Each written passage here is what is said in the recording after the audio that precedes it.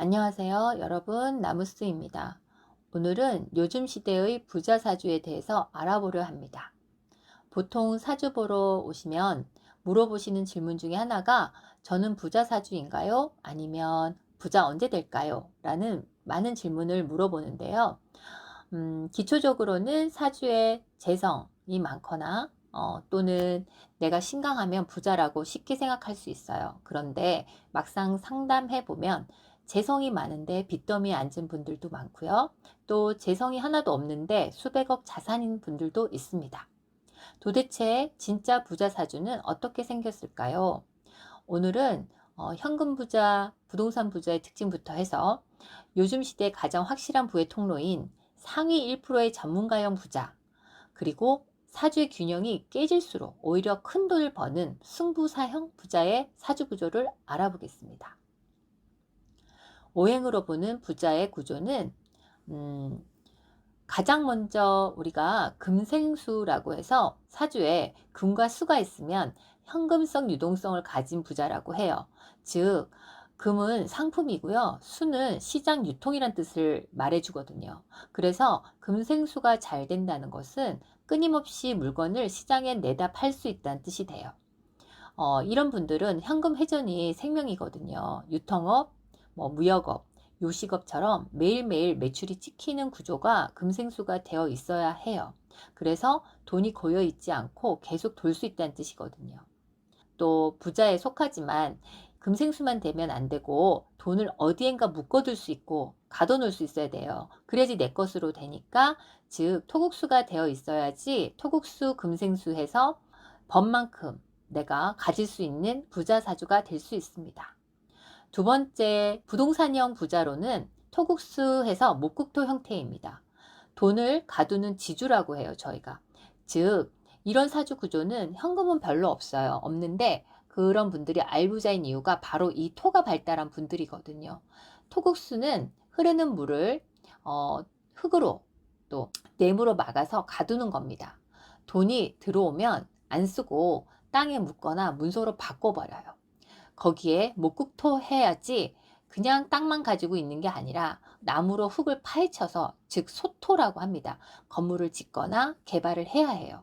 이런 구조가 돼야지 맹지를 사서 금싸라기 땅으로 만드는 부동산 개발 임대업자의 기재가 되는 부자 사주가 됩니다.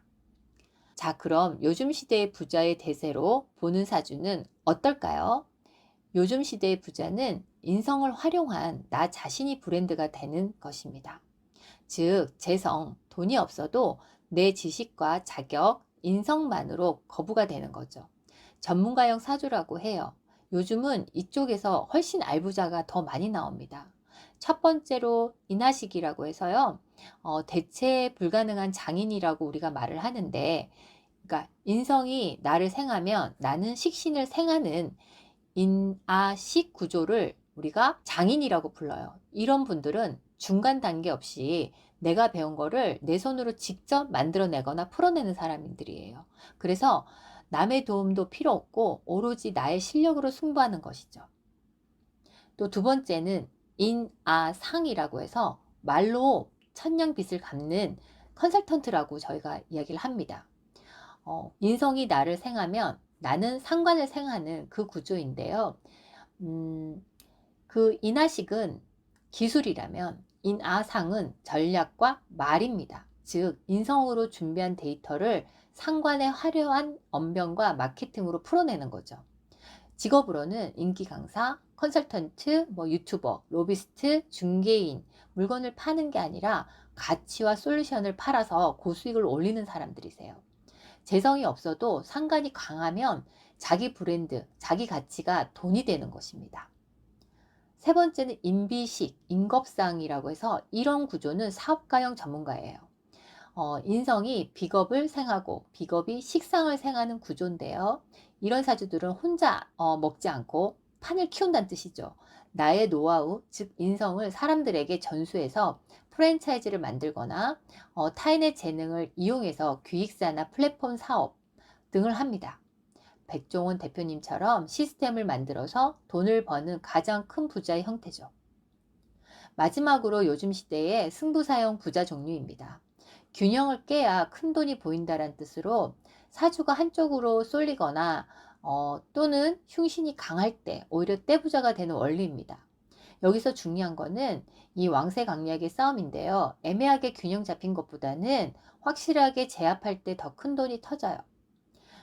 첫 번째로 화급금의 사주입니다. 녹여서 없애거나 망가뜨려서 내 것으로 만드는 사주 구조예요. 거대한 불이 금을 녹이는 형국입니다. 여기에 불이 금보다 강해야 해요. 일간이 화일간으로 근이 강하거나 화의 기운이 강해서 금을 확실하게 녹이면 거대한 금융 조직을 움직이거나 경매, M&A 시장에서 남들이 못하는 이권을 쟁취합니다. 이때 주의할 점은 반대로 금이 너무 강하고 불이 약하면 오히려 돈 벌려다가 골병 들고 빚더미에 앉습니다. 반드시 화의 기운이 주도권을 쥐어야 합니다. 이 화급금은 사실 화다금소라는 병이 될 수 있기 때문에 남들이 못 보는 험한 곳에서 돈을 줍는 거예요.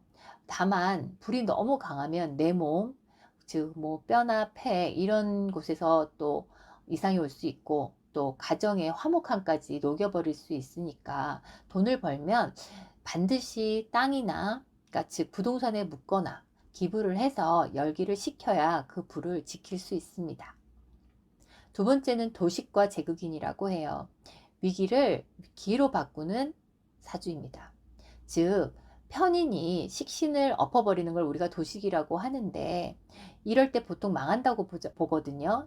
하지만 이때 강력한 편재, 즉 편재 판단력이라고도 하고 저희가 큰돈이라고도 하지만 이 편재가 이 도식에 개입이 되면 대박이 납니다. 즉 재성이 편재가 인성을 압도해야 돼요. 재성이 더 왕해야 된다는 거죠. 남들이 망해서 버린 문서, 부도난 회사, 묶인 땅, MPL 등 이런 것을 헐값에 사들여서 재성으로 가치를 뻥튀기게 되는 대파는 그런 투기의 신이 되는 거예요. 주의할 점은 인성이 재성보다 강하게 되면 오히려 팔리지 않는 땅 문서만 끌어안고 세금만 내다가 망할 수 있어요. 이 편재 재성이 인성보다 더 커야 돼요. 세 번째는 근황한가입니다. 근이 있어야 즉 자신의 뿌리가 튼튼해서 상황을 자신이 주도할 능력이 생기니 100억을 쥐어줘도 버텨낼 수 있어요. 근황하면 내가 즉 신앙하면 흉신인 칠살 즉 편관이 와도 권력으로 바꿀 수 있고 편재가 와도 큰돈으로 만들 수 있어요. 내가 주도하는 것이니까요. 근약하게 되면 내가 뿌리 가치가 없으면 돈이 들어와도 내 돈이 아닙니다. 이럴 땐 욕심 부리지 말고 인성, 즉 자격이나 문서를 써서 월급을 받거나 수수료를 받는 쪽으로 가야 안전합니다. 자, 여러분, 오늘 우리는 요즘 시대에 가장 핫하게 떠오르는 부자 유형들을 집중적으로 살펴봤습니다. 남들이 가지 않는 길을 개척하는 전문가, 그리고 위기를 기회로 바꾸는 승부사들의 이야기였죠. 그런데 영상을 보시면서 내 사주는 여기 없는데 하고 실망하실 분들도 계시잖아요.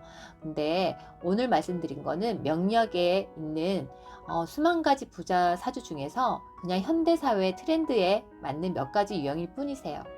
그 이외에도 조상덕을 보는 상속형 부자도 있고요. 묵묵히 한 우물만 파서 성공하는 장인형 부자도 있습니다.